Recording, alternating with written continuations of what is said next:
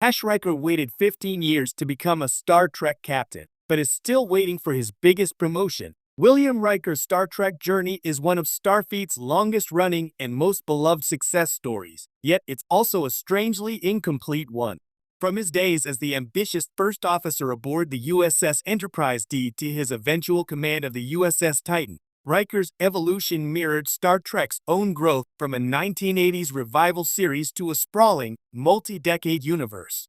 And yet, despite earning his captain's chair and his happy ending with Deanna Troi, one glaring truth remains: Riker is still waiting for the biggest promotion Star Trek has never given him, his rightful place as an admiral. It's been nearly 40 years since Jonathan Frakes first stepped onto the bridge in Encounter at Farpoint, and while Riker has grown older, wiser, and more seasoned, he's been stuck in a kind of narrative stasis. He's the man who earned everything he wanted, except the final recognition his story deserves. And in a universe full of promotions, demotions, time travel, and destiny, Riker's stalled advancement says more about Starfleet and Star Trek itself than fans might realize.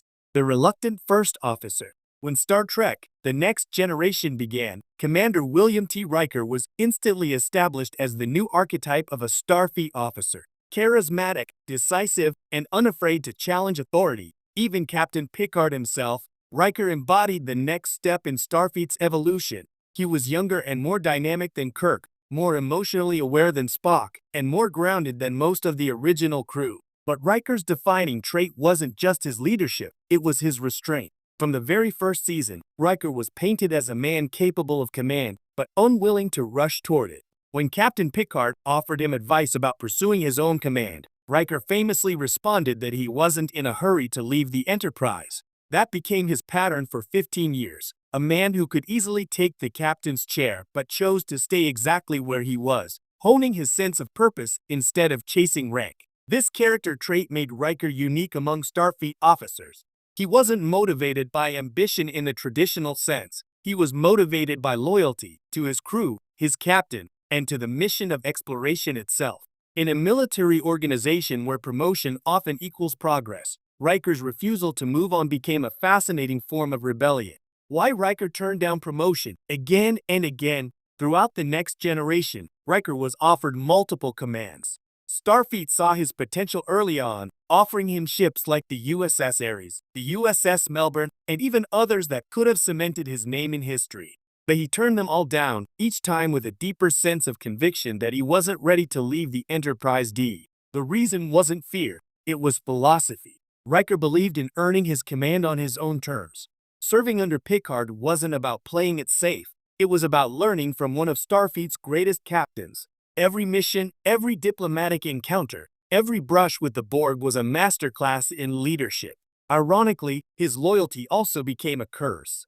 By the time Star Trek: Nemesis rolled around in 2002, Riker had spent over a decade as Picard's trusted number one. It was only after the tragic events of that film and his marriage to Deanna Troi that he finally accepted the captaincy of the USS Titan. Fans rejoiced, but it was also bittersweet. The promotion felt overdue, like a metal pinned long after the battle was fought. The Titan era, Riker's command, but not his legacy. When Star Trek: Lower Decks and Star Trek: Picard revisited Riker's Titan years, it filled in some of the blanks. His command style reflected everything he'd learned, a balance of confidence and empathy, with just enough humor to keep morale high. In Lower Decks, Riker is portrayed as a lively, jazz-loving captain, a mentor who inspires through personality as much as professionalism. By Picard Season 1, however, we see another side of him, a man who has stepped away from active duty to raise a family on Nepenthe. It was a beautiful, human portrayal, emphasizing how deeply Star Trek has always tied duty to sacrifice. Riker's time as a husband and father was fulfilling, but his readiness to return to Starfleet in Picard's first season finale reminded everyone of the leader he truly was. Even after years in retirement, he slipped back into the captain's chair as if he'd never left. The man was born for command. So why hasn't Starfleet, or the franchise itself, allowed him to rise further? The Admiral Riker that never was. For all his accomplishments, Riker remains one of the few legacy Star Trek figures to never achieve admiralty. Spock became an ambassador. Janeway became a vice admiral. Even characters like Beverly Crusher eventually achieved senior command positions. But Riker, who has saved countless lives, fought the Borg, and even commanded the Enterprise in Picard's absence, is still just Captain Riker. In universe, there's a case to be made that Riker wouldn't want the promotion. Admiralty often means bureaucracy, not exploration, and Riker has always preferred to lead from the bridge, not a boardroom. His personality thrives in the moment, facing challenges head-on with a grin and a strategy. But outside the fiction, the lack of advancement feels more like a storytelling oversight. Star Trek writers seem reluctant to redefine Riker's place in the canon, preferring to keep him in a familiar role rather than explore what comes next. That's a shame, because an Admiral Riker storyline could have tremendous narrative weight. Imagine Riker overseeing a new generation of captains, guiding Starfleet through another era of instability.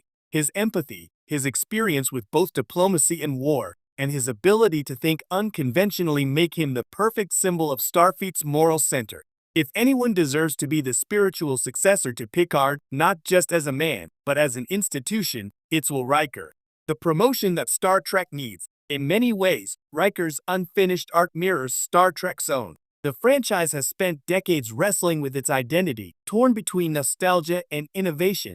Characters like Picard and Janeway have been allowed to evolve into statesmen, philosophers, and legends. Riker, however, has been kept in the middle ground, reliable, likable, but static. Making Riker an admiral wouldn't just reward him, it would symbolize Starfleet's continued faith in human leadership. In a galaxy full of artificial intelligence, political uncertainty, and existential threats, Riker represents the core of what Star Trek stands for: optimism through experience. He's not perfect, but he's endlessly teachable, and that humility, more than rank, is what defines a great leader. Star Trek Picard Season 3 hinted at this evolution, showing Riker taking temporary command of the USS Titan A and later serving in an advisory role. His collaboration with Picard and the next generation of officers, including Jack Crusher, positioned him as a kind of bridge between eras, literally and thematically. But by the series' end, the writers still stopped short of giving him that final step. The franchise celebrated his past without fully envisioning his future. Riker's true promotion isn't about rank. Perhaps the reason Riker hasn't been promoted is because his real growth has already happened internally. Throughout his journey, he's matured from a brash young officer into a man who understands that command isn't about control, it's about connection. His bond with Troi, his mentorship of younger officers, and his unshakable sense of humor all define him more than any title could. In Picard, his interactions with Jean-Luc reveal that he no longer needs validation from Starfleet to know his worth. When Riker leads a starship into battle, he does so not for glory but out of love for his friends, his family, and the ideals he spent a lifetime defending. That may be why Star